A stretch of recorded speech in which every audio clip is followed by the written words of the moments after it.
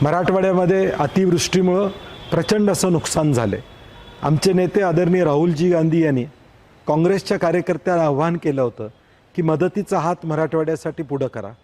त्यानुसार कोल्हापूर जिल्हा काँग्रेस कमिटीनं कोल्हापुरातल्या जनतेला आव्हान केलं होतं की आपण मराठवाड्याला मदत करूया।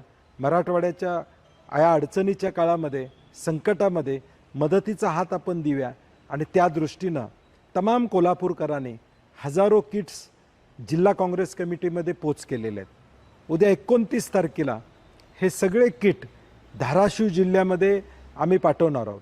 श्रीमंत छत्रपती शाहू महाराजांच्या उपस्थितीत उद्या 12 वाजता हे सगळं साहित्य धाराशिवकडे जाईल।